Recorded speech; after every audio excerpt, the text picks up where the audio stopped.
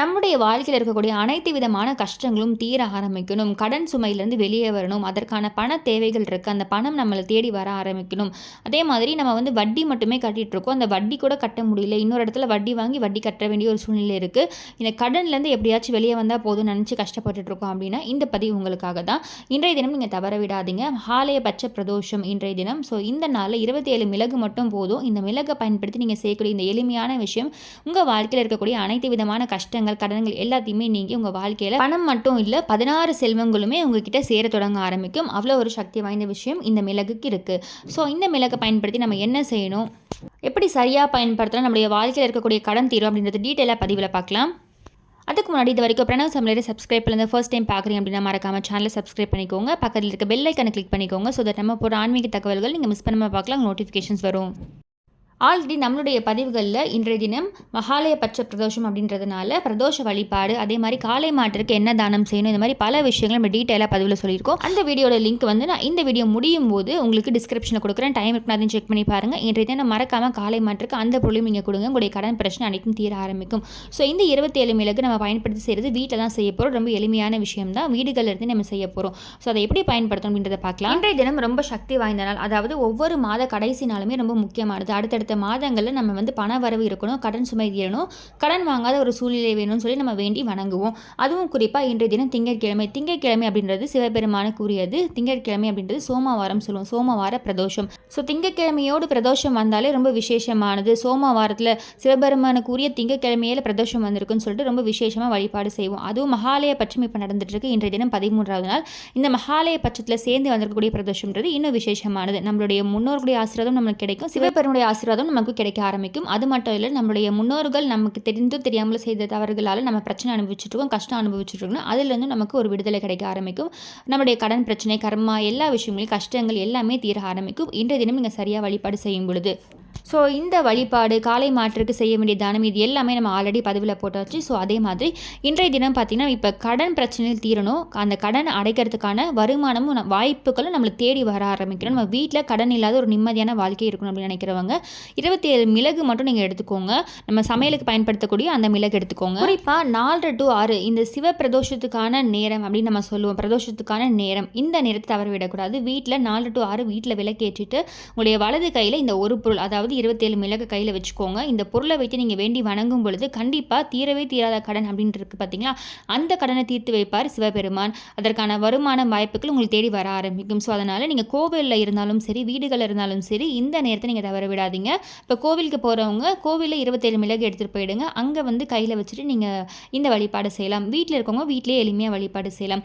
So வலது உள்ளங்கையில் இந்த 27 மிளகை வச்சுட்டு ஓம் அப்படின்ற மந்திரத்தை 27 முறை சொல்லணும். அதாவது நம்ம ஃபாஸ்ட்டாக சொல்லக்கூடாது, ஓம் ஓம் அப்படின்னு ஃபாஸ்ட்டாக சொல்லக்கூடாது. பொறுமையாக நிறுத்தி நிதானமாக ஓம் அப்படின்னு சொல்லிட்டு அந்த ரீங்கார ஒலிக்கும் பார்த்தீங்களா, பொறுமையாக நம்ம நிறுத்தி நின்றால் தான் சொல்லணும். அந்த மாதிரி நீங்கள் சொல்லணும்.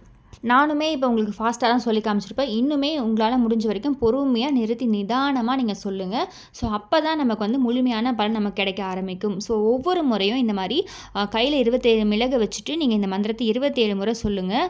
இந்த மாதிரி சொல்லி முடிச்சதுக்கப்புறமா நம்ம இந்த 27 மிளகையும் ஒரு முடிச்சா மஞ்சள் துணியில் முடிச்சா காட்டி நிலைவாசலில் அப்படியே மாட்டி விட்டுட்டு போகிறோம். ஸோ இந்த மாதிரி மாட்டி விடும் பொழுது கண்டிப்பாக உங்களுடைய அனைத்து விதமான கடன் பிரச்சனையும் தீர ஆரம்பிக்கும். அடுத்த பிரதோஷம் வரத்துக்குள்ளேயே உங்களுடைய கடன் அனைத்துமே தீர்ந்திருக்கும். அதற்கான வாய்ப்புகளும் கண்டிப்பாக உங்களுக்கு சிவபெருமான் உருவாக்கி தந்திருப்பார். அதே மாதிரி இந்த 27 மிளகை நீங்கள் கோவிலுக்கு எடுத்துகிட்டு போயிருக்கீங்கன்னா அதை அப்படியே ஒரு முடிச்சா கட்டி எடுத்துகிட்டு வந்து வீட்லேயும் நீங்கள் மாட்டலாம். இல்லைனா வீட்டுக்கு முடிச்சு கட்டி தயார் பண்ணிவிட்டு அதுக்கப்புறமா வீட்டில் மாட்டிடலாம். ஸோ கோவிலில் இருந்தாலும் சரி, நீங்கள் வீட்டில் இருந்தாலும் சரி, இந்த ஓம் அப்படின்ற மந்திரத்தை கையில் மிளகு வச்சு சொல்லும் பொழுது கண்டிப்பாக அதில் பெரிய அளவில் உங்களுக்கு மாற்றம் ஏற்படும். பிரபஞ்சத்தில் நீங்கள் சொல்லக்கூடிய இந்த ஓம் அப்படின்ற மந்திரம் சிவபெருமானுடைய காதுகளை எட்டும். அதே மாதிரி நம்ம அவசரமாக சொல்லக்கூடாது, பொறுமையாக நிறுத்தி நிதானமாக சொல்லணும். இதுவும் ஒரு முக்கியமான விஷயம். ஸோ இந்த மாதிரி நீங்கள் செஞ்சுட்டு ஒரு 48 நாள் முடிச்சதுக்கப்புறமா இந்த முடிச்சை அப்படியே கலட்டி எடுத்துகிட்டு போயிட்டு, அதாவது ஃபுல்லாக கலட்ட வேணாம், நிலைவாசலிருந்து கலட்டிடுங்க. கலட்டி அந்த முடிச்சோடு அப்படியே எடுத்துகிட்டு போயிட்டு ஓடும் தண்ணியில், கிண்ணத்தில், இந்த மாதிரி கிணற்றுலையும் நீங்கள் போட ஆரம்பிக்கலாம். செய்யலாம். ஸோ கிணற்றில் இல்லை, ஓடும் தண்ணீரும் இல்லை அப்படின்னு நினைக்கிறவங்க செடி கொடிகளுக்கு அடியில் மண் இருக்குது பார்த்தீங்களா, அந்த மண்ணை தோண்டி இந்த மிளகை அப்படியே புதைச்சி விட்டுருங்க. ஸோ 48 நாள் முடியணும். இன்றைய தினம் நீங்கள் கட்டுறீங்கன்னா இன்றைய தினத்துலேருந்து கணக்கு எடுத்துக்கோங்க. 48 நாளுக்கு அப்புறம் இந்த மாதிரி நீங்கள் செய்யுங்க. கண்டிப்பாக இந்த மிளகை பயன்படுத்தி நீங்கள் செய்யக்கூடிய இந்த விஷயம் அப்படின்றது ஏதாச்சும் ஒரு வகையில் உங்களுக்கு உதவி செய்ய ஆரம்பிக்கும். உங்களுடைய கடன் பிரச்சனையை தீர்க்க உதவி செய்ய ஆரம்பிக்கும். அது மட்டும் இல்லை, உங்களுடைய அனைத்து விதமான கஷ்டங்களும் இது நீக்க ஆரம்பிக்கும். ஏன்னா மிளகுக்கு அவ்வளோ ஒரு சக்தி இருக்குது. நம்முடைய கடனை தீர்க்கணும், நம்முடைய கஷ்டங்களை தீர்க்கணும் அப்படின்றப்ப மிளகை நம்ம சரியாக பயன்படுத்தணும். இந்த 27 மிளகு ஏன் அப்படி எண்ணிக்கையில் எடுத்துருக்கோன்னு பார்த்தீங்கன்னா 27 நட்சத்திரங்களை குறிக்கிறது தான் 27 மிளகு. ஸோ அதனால் நம்ம கையில் 27 மிளகு வைத்து இந்த மாதிரி சொல்லும் பொழுது கண்டிப்பாக அவங்களுடைய அனைத்து விதமான கஷ்டங்களையும் சிவபெருமான் நீக்கி விடுவார். இந்த கடனில் இருக்குது, நம்ம வட்டி மட்டுமே கட்டிகிட்ருக்கோம், வட்டியுமே கட்ட முடியல, கடன்லேருந்து எப்படி வெளியே வர்றது, எப்படி நம்மக்கிட்ட காசு சேர ஆரம்பிக்கும், எப்படி நமக்கு வருமானம் வரும், இந்த மாதிரி யோசிச்சுட்ருக்கோம் அப்படின்னா இன்றைய தினம் 4 to 6 இந்த நேரத்தை சரியாக பயன்படுத்தி இந்த மாதிரி நீங்கள் செய்யுங்க. அப்படி இந்த நேரத்தை தவற விட்டுட்டீங்க, நான் வேலையில் இருக்கேன், வெளியே இருக்கேன் அப்படின்னு நினைக்கிறவங்க இரவு 12 மணிக்குள்ளே இந்த விஷயத்தை நீங்கள் செய்யுங்க. மிளகை பயன்படுத்தி ஒரு முடிச்சு தயார் பண்ணி சிவபெருமான மனதார நினச்சிட்டு உங்களுடைய வாசலுக்கு வெளிப்பக்கமாக இதை ஜஸ்ட் அப்படியே மஞ்சள் கலர் துணியில் அப்படியே கட்டி முடிச்சா மாட்டி விட்டுடுங்க. அதே மாதிரி இன்றைய தினம் நான் ஆல்ரெடி சொல்லியிருப்பேன், காளை மாட்டிற்கு ஒரு சில பொருட்களை தானமாக வழங்குறத பற்றியும், அதே மாதிரி மகாலய பட்ச பிரதோஷம் வழிபாடு நம்ம கோவிலில் போகும்பொழுது ஒரு சில பொருட்கள் சொல்லியிருப்பேன். அதை நீங்கள் கண்டிப்பாக அங்கே வரக்கூடிய பக்தர்களுக்கு தானமாக கொடுங்கன்னு சொல்லிட்டு அதை சேர்ந்தாலும் கண்டிப்பாக உங்களுடைய அனைத்து விதமான கஷ்டங்களும் கடன்களும் தீர ஆரம்பிக்கும். ஸோ இதில் உங்களால் எது முடியுமோ அதை கண்டிப்பாக செய்யுங்க. வீடியோட எண்ணில் கொடுக்குறேன், செக் பண்ணி பாருங்கள். ஸோ அது மட்டும் இல்லாமல் நம்ம ஆல்ரெடி பதிவுகளில் தினம் இரவு தூங்குறதுக்கு முன்னாடி இந்த ஒரு எளிய பொருளை தொட்டுட்டு அதுக்கப்புறம் தூங்குங்கன்னு சொல்லியிருப்பேன் கடன் தீர்க்கிறதுக்கு. இதுவும் உங்களுக்கு ரொம்பவே எஃபெக்டிவாக இருக்கும். உங்களுடைய கடன் பிரச்சனையை சீக்கிரமாக உங்களுக்கு அந்த கடன்லேருந்து வெளியே வரதுக்கு உதவி செய்ய ஆரம்பிக்கும். நம்ம ஒரு சில விஷயங்களை செய்யும்பொழுது ஒரு சில வாரங்களே உங்களுக்கு மாற்றம் தெரிய ஆரம்பிக்கும். அப்படி மாற்றம் தெரியுதுன்னா அந்த விஷயங்களை நீங்கள் தொடர்ந்து எப்பொழுதுமே செய்யுங்க. உங்களுக்கு 2-3 வாரம் ஆகுது, அப்பயும் உங்களுக்கு மாற்றம் தெரியுன்றப்ப அந்த விஷயத்தை நீங்கள் கண்டினியூ பண்ண வேணாம். ஒரு சிலருக்கு ஒரு சில நாட்கள், ஒரு வாரத்துக்குள்ளேயே உங்களுக்கு நல்ல பெரிய அளவு ரிசல்ட்ஸ் கொடுக்க ஆரம்பிக்கும்.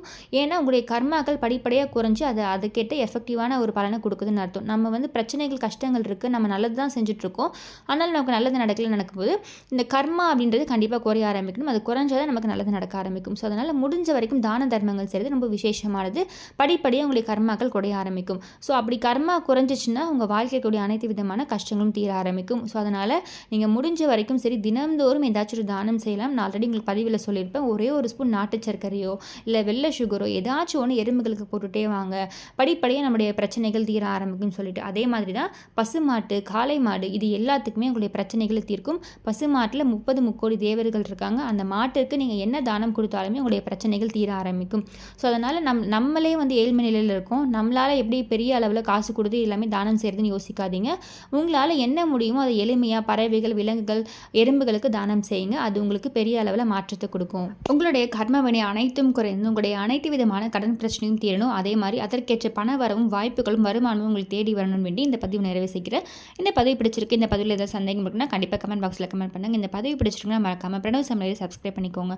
பக்கத்தில் இருக்க பெல் ஐக்கனை கிளிக் பண்ணிக்கோங்க. ஸோ தட் நம்ம போகிற ஆன்மீக தகவல்கள் நீங்கள் மிஸ் பண்ணாமல் பார்க்கலாம், நோட்டிஃபிகேஷன்ஸ் வரும். மீண்டும் இன்னொரு நல்ல பதிவில் உங்களை சந்திக்கிறேன். நன்றி.